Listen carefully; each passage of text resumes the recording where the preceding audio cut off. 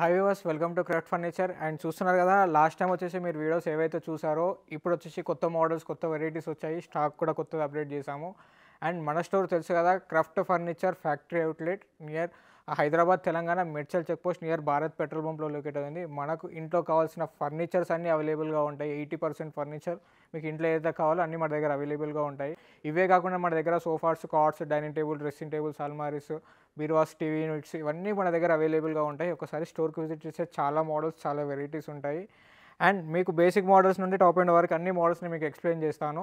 And first వచ్చేసి నేను మీకు చూపిస్తున్నాను కదా, ఏవైతే మీ మోడల్స్ చూస్తున్నారో మహారాజా సోఫాస్ ఇవి.